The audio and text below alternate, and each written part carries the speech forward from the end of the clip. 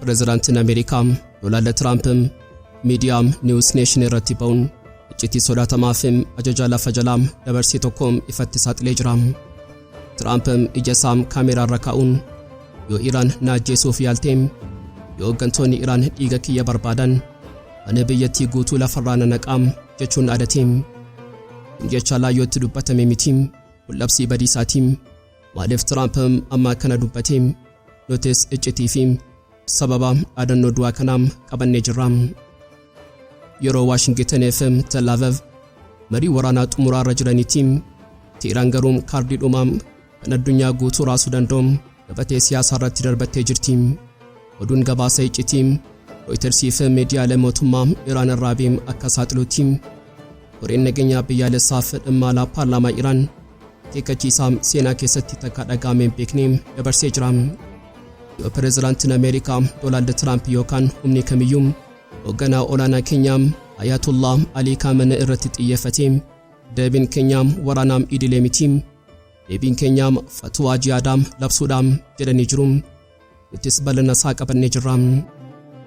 Yeroo pireezidaantiin Ameerikaa Doonaald Tiraamp biyya Iraan waliin daldaltuu kamiyyuu gibira taariifaa 25% adabamti jedhee labsii waraanaa dinagdee labsuutti addunyaan Raashiyaan ni rifatti jilbeenfatti jettee eegdee garuu Moskoorraa deebiin dhufee kan lafee dugdaa olaantummaa Ameerikaa cabsuudhaan bal'ina isaanii dhageessu.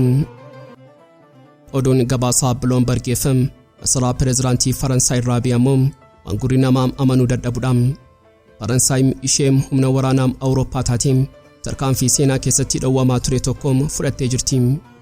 Pireezidaantiin Faransaay dhaabbata neetoo waamuun hottaam Giriinlaand irratti shaakala waraanaa haa goonuu jechuun labsee jira. Bal'ina isaa yoo hanga xumuraatti nu faana turtan ni dhageessu.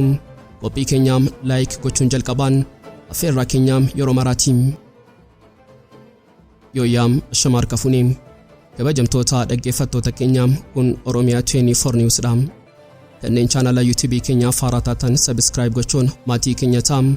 Qophiin keenya namoota hedduu biraa akka ga'uuf like share gochuun waliif qooduun dagatinaa.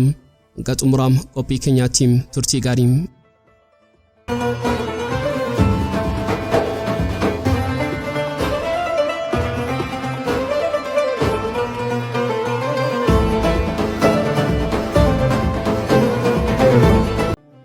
Addunyaan yeroo ammaa kana sodaa waraanaa niwukileeraa fi barbaadeessaa ta'e jalaam geessetti. Washington irraa sagaleen dhagaame sagalee siyaasaa qofa osoo hin taane sagalee dhumaatiiti. Pireezidaantiin Ameerikaa Doonaald Tiraamp miidiyaa News Nation irratti ba'uun iccitii sodaatamaa fi ajajaa lafa jalaa dabarsee tokko ifatti saaxilee jira.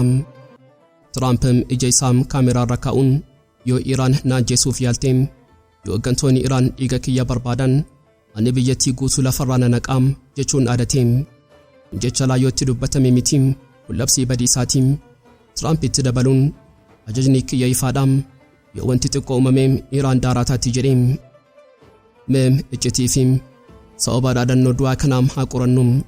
Maaliif Tiraamp amma kana dubbate iccitiin isaa lafa jala jira.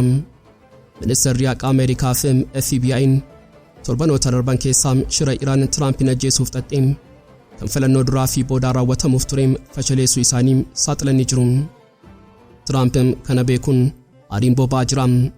Inni pireezidaantii duraanii Joo Baayideniin ati laafaadhaam yeroo isaan na doorsisan ati caljetteem jechuun qeeqeem amma garuu Tiraamp aangoo guutuu harkaa qaba. Yoo isaan na tuqan biyyi isaanii ni dho'a jechuun Iraanotaaf filannoo lama kenneem lubbuu kiyya tiksuu yookaan biyya keessan dhabuun garuu Iraan irraas deebiin dhufeem lafee namaa cabsuudhaan ajajni waliigalaa waraana Iraan Jeneraal Abul Fazl Shekarchi Tiraamp namicha maraataa jechuun tuffateem. Jeneraalichi Tiraamp ni beekam yoo harka isaa gara hoogganaa olaanaa keenyaa Khaameeneetti diriirsee harka sana muruu qofa osoo hin taane addunyaa kana isaan irratti bobeessinaa iddoo itti baqattan in argattan jechuun akeekkachiise. Kun waraana jechootaa qofa miti. Kun waraana jiraachuuti. Seendubee siyaasaa yoo ilaallu Tiraamp mootummaa Iraan jijjiiruu akka barbaadu gaazexaa Politico irratti dubbateera. Inni Iraan bakka jireenyaaf hunda caalaa amaatee jedhee abaaree pireezidaantiin Iraan Pezeskiyan ammoo hoogganaa keenya Khaameeneey tuquun waraana waliigalaatti jechuun sarara diimaa sararee jira. Kanaafuu wanti har'a arginu fiilmii miti kun dhugaa lafarraati. Gama tokkoon Tiraamp biyya guutuu naqa jedha. Gama kaaniin Iraan addunyaa nan guba jetti. Gidduu kana immoo dooniin Abrahaam Lincoln Israa'elaaf xiyyaarotaa fe'attee dukkana keessaa dhiyaachaa jirti. Sa'aatiin siyaasaa ba'aa giddu galeessaa yeroo ammaa kana lakkoofsa du'aa fi jireenyaa lakkaa jira. Yeroo Waashingitanii fi Tel Aviv marii waraanaa xumuraarra jiranitti Tiraan garuu kaardii dhumaa kan addunyaa guutuu raasuu danda'u gabatee siyaasaa irratti darbatteetti.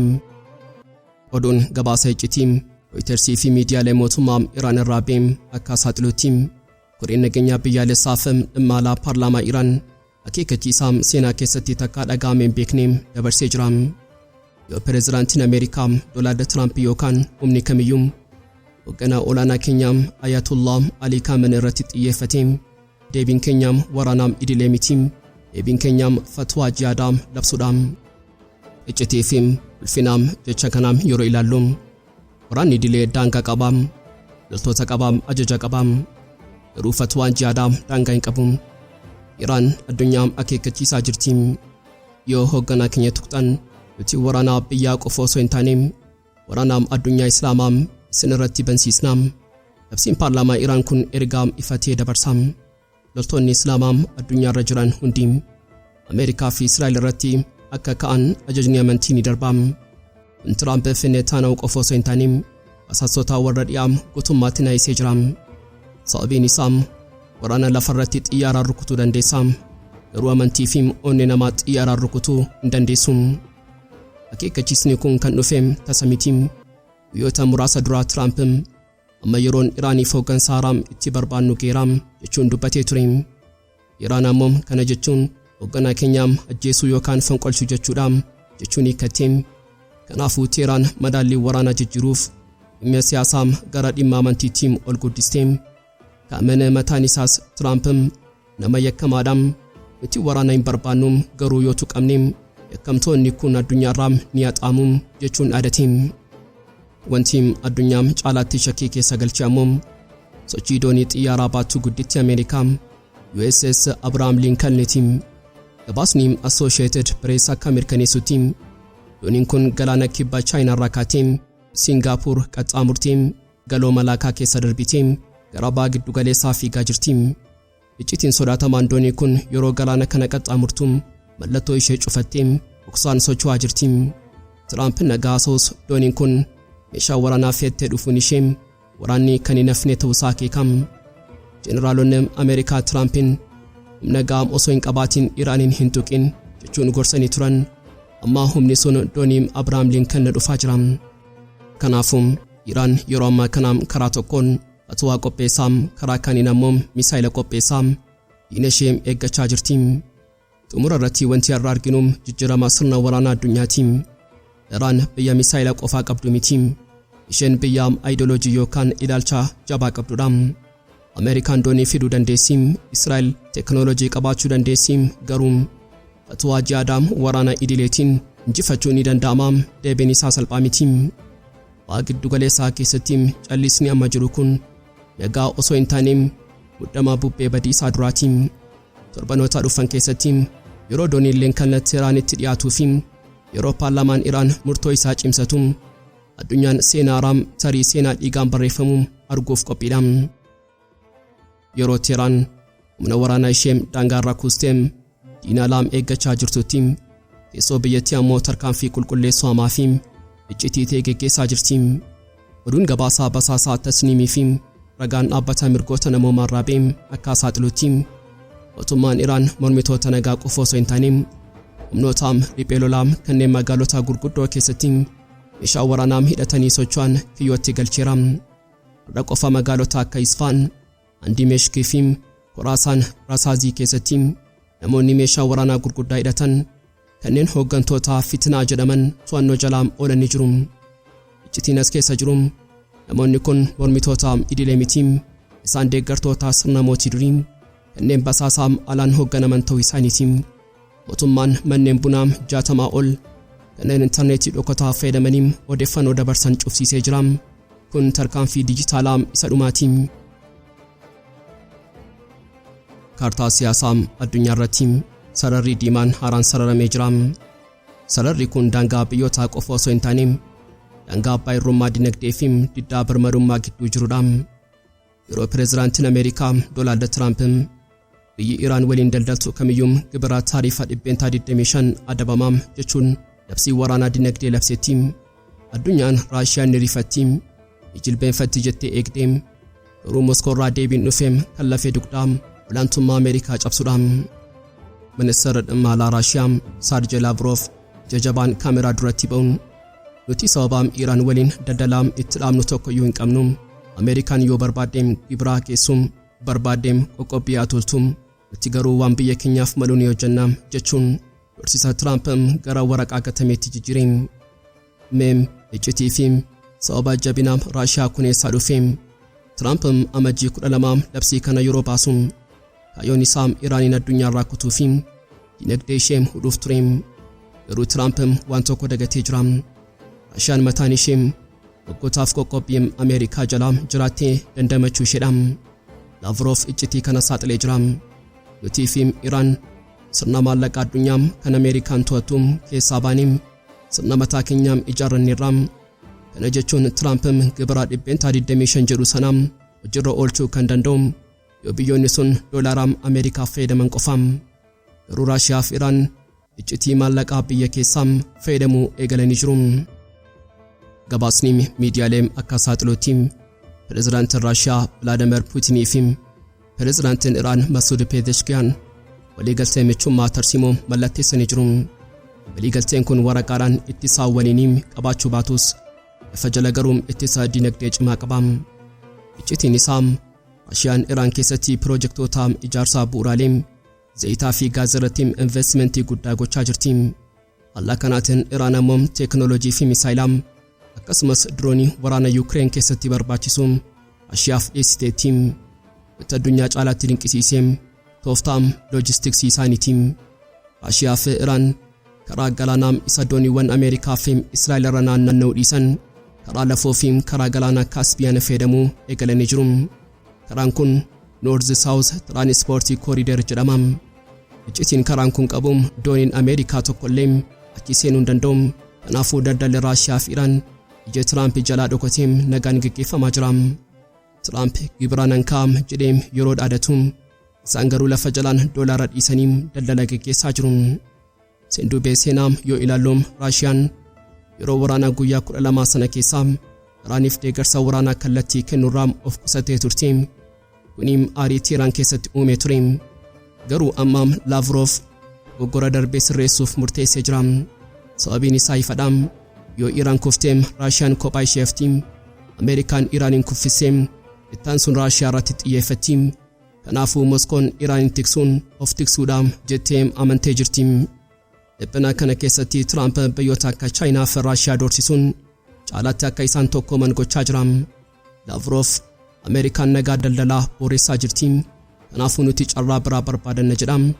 Raashiyaan Iraaniin oksijiinii dinagdee kennuufi qofa osoo hin taane teekinooloojii niwukileeraa fi misaayilaa irrattis gargaarsa dhokataa kennaa jiraachuun ragaaleen basaasaanii mul'isu. Xumura irratti wanti irraa arginu kufaatii ga'umsaa doolaaraati. Biyyoonni humna qaban doorsisa Ameerikaa tuffachuu eegalanii jiru. Raashiyaan Iraaniin qabattee Iraanis Raashiyaa qabattee Tiraamp irratti tapha xumuraa taphachaa jiru. Tiraamp gibira 25% sana yookaayis gatii isaa kan kaffalu uummata Ameerikaa fi Awurooppaa ta'a malee Raashiyaa fi Iraan karaa biraa banatanii jiru. Iccitiin saaxilamee Ameerikaan waraana dinagdee labsiteetti. Garuu diinonni ishee gaachana dinagdee ijaarratanii jiru. Dhugaan jiru Tiraamp Iraaniin hudhuuf funyoo darbatee garuu funyoon sun Raashiyaa fi Iraan walitti dhuuf gargaaree jira. Addunyaan yeroo ammaa kana seenaa keessummaa fi kan takka dhagaamee beeknee keessummeessuuf qarqararra geessee jirti. Cabbii Greenland lafa qorraa fi callisaa sana jalaa har'aa ibiddatu bobaa jira. Oduun gabaasaa Bloomberg FM masaraa pireezidaantii Faransaay irraa bangurri namaa amanuu dadhabuudha. Faransaay ishee humna waraanaa Awurooppaa taatee tarkaanfii seenaa keessatti dhowwamaa ture tokko fudhatteetti. Pireezidaantii Faransaay dhaabbatanii to'amuun Greenland irratti shaakala waraanaa agoonuu jechuun labse. iccitiin waraana kana garuu Raashiyaa yookaan Chaayinaa sodaachisuuf osoo hin taane michuu isaanii guddaa pireezidaantii Ameerikaa Doonaald Tiraampiin lafa kana hin tuqxu harka keerraa kaasii jechuun akeekkachiisuuf seenaa neetoo waggaa 75 keessatti yeroo jalqabaatiif michoonni wal waraanuuf qophaa'uu isaanii agarsiisa. Maaliif Giriinlaand lafa lolaa taati? Tiraamp namichi daldalaa lafaa ta'e kun Giriinlaand bitachuun kan barbaaduuf sababa babbareedaa uumamaa qofaaf miti. Iccitiin isaa nageenya biyyaalessaaf piroojeektii iccitii Golden Dam jedhamudha. Tiraamp Giriinlaand iddoo furtuuti yoo lafa sana qabadhee sirna ittisaa misaayilaa kan addunyaa naannoo achirraan dhaabam Ameerikaan yoomiyyuu hin tuqamtu jedhee tamanam. Kana mirkaneessuuf ammoo suuraa tokko miidiyaa hawaasaa isaa Truth Social irratti maxxansee jira. Suuraan kun kaartaa Giriinlaand agarsiisa. Garuu baruun irratti barreeffame Giriinlaand lafa Ameerikaa hundeeffama bara 2026 jedhutu jira. Kun hawwii qofa miti. Kun karoora qabatamaa Tiraamp qabatee deemudha. Garuu Awurooppaanis harka maratti hin teenye. Faransaay fi Deenimaark kun bitachuu osoo hin taane humnaan fudhachuudhaan jechuun aariidhaan kaan. Tiraamp ammoo aarii kanaan yoo diddan gibira taarifa 10% oomisha keessan irratti nan kaam ji'a guraandhalaarraa eegaleem jechuun doorsisee jira. Kun waraana dinagdeetiin Tiraamp yoo lafanaaf kennitan ta'e dinagdee keessan nan cabsaam jechaa jira. Awurooppaanonni kun michummaa miti kun saamichadha jechuun waraana isaanii qabatanii cabbii Giriinlaand irraa qubachuuf qophaa jiru. Giriinlaand amma qalbii addunyaa taatee jirti. Sababa jijjiirama qilleensaatiin cabbiin yeroo baqu karaan doonii haaraa banamaa jira. Karaan kun daldalaa addunyaa to'achuuf murteessaadha. Kana malees albuudota qaalii lafa sana keessa jiru. Tiraamp Raashiyaa fi Chaayinaan sitti dhiyaachaa jiru kanaaf waan fudhachuun qaba jedhee sababa dhiyeessa. Inni Daavoos irratti wal arginee xumuratti goonaa jechuun beellama qabee jira. Garuu suuraan inni maxxanse sun akka waan dhimmi kun dhumateetti dhiyeessa. Ibitamaa xumurameera. Bara 2026 kan keenya jedha. Wanti har'a arginu jijjiirama sirna addunyaati. Ameerikaan yeroo hundaa birmadummaa biyyaam kabajna jetti. Har'a garuu Tiraamp dhufee biyya uummata qabdu, biyya mootummaa qabdu kiyya naaf gurguraa jechuun dirqisiisa. Faransaay waraana ishee fiduun ishee dhiphina kana sadarkaa waraanaa qaamaatti ol guddisee jira. Tiraamp humni Awurooppaa naa dhaabu jedha. Awurooppaan ammoo lafti keenya hin gurguramu jetti. Xumura irratti waraanni kun waraana diinaa fi diinaa miti. Kun waraana maatii keessaati. Neetoo keessatti miseensi tokko miseensa kaan irratti shaakala waraanaa gochuun xumura gamtichaa ta'uu danda'a. Tiraamp Golden Dam ijaarrachuuf jecha michummaa waggaa 75 diiguuf qophaa'eera. Giriinlaand lafa qorraa fi nagaa turte. Har'a wiirtuu muddamaa addunyaa taatee jirti. Cabbii sana jalaa sanyii waraanaatu biqilaa jira. Eenyutu injifata? Tiraamp isa doolaaraa fi gibira qabu moo Awurooppaan ishee birmadummaa fi waraana qabdu yeroo ni deebisa? Dhugaan jiru garuu cabbii Giriinlaand irratti michoonni kaleessaa har'aa jadiinaatiin wal ilaalaa jiru. Eegaan kabajamtoota dhaggeeffattoota Oromiyaa 24 News qophii guyyaarraaf qabannee dhiyaannee asuma irratti goolama. Kanneen chaanala YouTube keenya Har'a taatan subscribe gochuun maatii keenya ta'aa. Qophiin keenya namoota hedduu bira akka ga'uuf like share gochuun waliif qooduun dagatinaa. Hanga xumuraatti waan nu faana turtaniif galatoomaa.